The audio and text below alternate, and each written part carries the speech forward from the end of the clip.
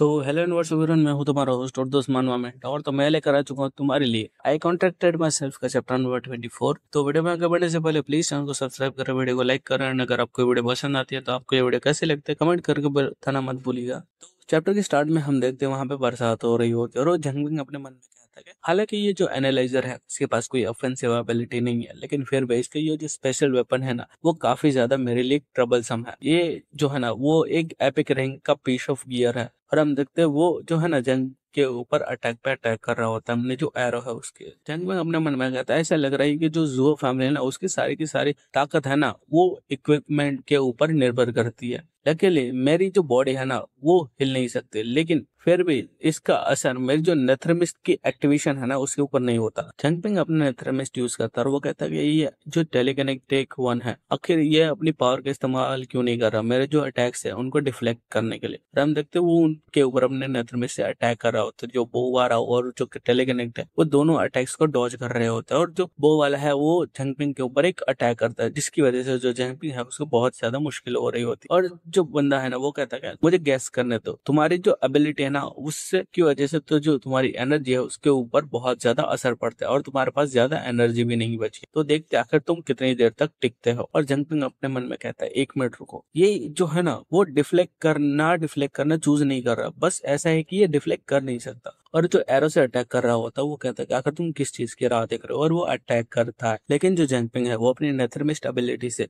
एक शील्ड बनाता है और उसके अटैक को डॉज कर डिफेंड करता है। और जंगपिंग अपने मन में कहता है अब भी जो मेरा न्यू मूव है ना उसको टेस्ट करने का वक्त आ चुका है। और हम देखते वो जमीन से जो है ना अंडरग्राउंड एरो फेंकता है और उसका जो नेथर्मिस्ट रिजर्व है वो 25 पे होता है। और हम वो जो दोनों है ना उसके ऊपर अटैक आ रहे होते हैं। और वो जो बंदा होता है वो वाला वो कहता है कि तुम अपनी जो आखिरी सांस है उसको इंजॉय कर रहे हो है ना। और हम देखते वो जो है ना उन सभी अटैक्स को डॉज कर रहा होता है। और इतने में वो दोनों शॉक हो जाते हैं, जमीन के अंदर से जो है ना चीजें आती है लाइक एरो आते हैं। और वो जो एरो वाला है बंदा होता है उसके वो वाला जो बंदा उसके हाथ को पकड़ लेता है। चैंगपिंग कह रहा है तुम मेरे अटैक्स को इसलिए डॉज नहीं कर पा रहे हो क्योंकि तुम्हें टेलीकिनेसिस यूज करने से पहले तुम्हें अपने जो टारगेट है उसके ऊपर अपने हैंड्स जो है ना वो एम करने पड़ते हैं। और हम देखते हैं उन दोनों के जो हाथ है ना वो उसको बांध दिया होता है चैंगपिंग। और वो जो टेलीकिनेसिस वाला होता है वो कहता है क्या।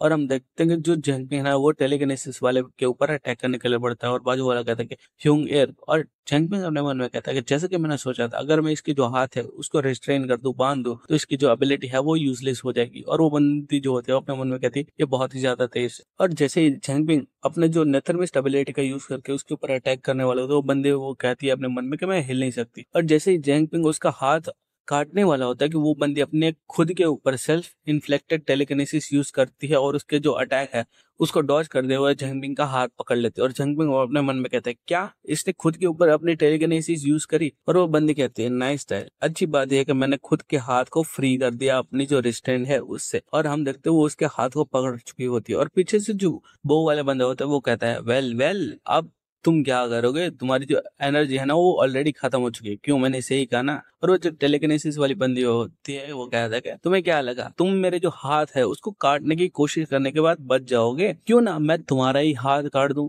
और पीछे से वो बंदा कहता है तुम जो है ना तुमने सच में सोचा था कि तुम्हारे ये जो पैथेटिक है ये फालतू का अटैक है वो काम करेगा। इतने में जो चैंपियन है उसके ऊपर अपने वो पूरी फायर डिवर वाली एबिलिटी से उसको झलाने की कोशिश करता है, लेकिन वो जो बंदी है ना उसको दूर धकेल देती है वो यू बास्टर्ड के। और जंपिंग कहता है क्रैप, क्योंकि वो जो पीछे बो वाला बंदा होता है उसके ऊपर एरो भी छोड़ चुका होता है और उसका अटैक सीधे जंपिंग के सीने पे लगता है और जंपिंग वहां पे बैठा हुआ होता है। और जो टेलीकिनेसिस वाली लड़की होती है वो कहता है कि तुम्हारे जो है ना तुम्हारे पास बहुत सारी ट्रिक्स है। जंपिंग अपने मन में कहता है मैंने एक्सपेक्ट नहीं कर रहा था कि उनके जो कपड़े हैं वो फायर प्रूफ होंगे। और उनमें से जो टेलीकिनेसिस वाली वो कहती है कि अब ये सब यहीं पे खत्म होगा। और जंपिंग कहता है कि अब वक्त हो चुका है। और वो लोग कहते हैं कि क्या वक्त हो चुका है तुम्हारी मौत का। और जंपिंग कहता है नहीं। और इतने में हम देखते हैं वहां पे जो वाटर है वो आ चुका होता है जो कि एक्चुअली सिस्टर सेसी की एबिलिटी है। और जंपिंग कहता है मेरा मतलब है कि जो टाइम पास है ना वो खत्म हो चुका है, अब तुम्हारा वक्त आ चुका है। और वो दोनों में से जो लड़की होता है ना उसके छाती में से लाइक सिस्सी जो है ना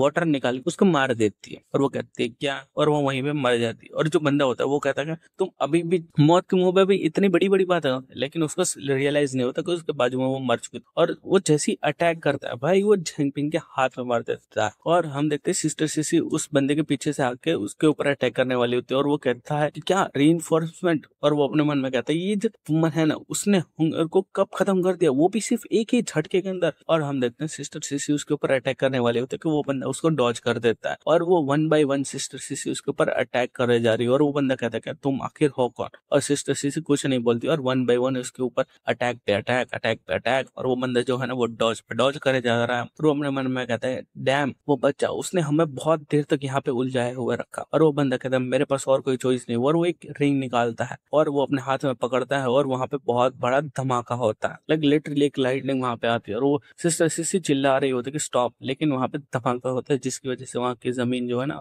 वहां बहुत बड़ा गड्ढा हो जाता है। और इन सब का फायदा उठा के जो बंदा है ना वो वहां से भाग जाता है। और जैंगपिंग को साथ में लेके जो वो कहते हैं अच्छी चीज ये है कि जो जैंगपिंग है ना वो सेफ है। और हम देखते हैं वो बंदा वहां से भाग रहा होता है। और सिस्टर सीसी कहते हैं कि बुरी बात यह है कि हम जो जू फैमिली है ना उनके कोई भी वंशज को जिंदा नहीं पकड़ पाए। और वो कुछ सोच ही रही होती है। और हम देखते हैं जो जैंगपिंग है वो पूरी तरीके से ड्रेन हो चुका है।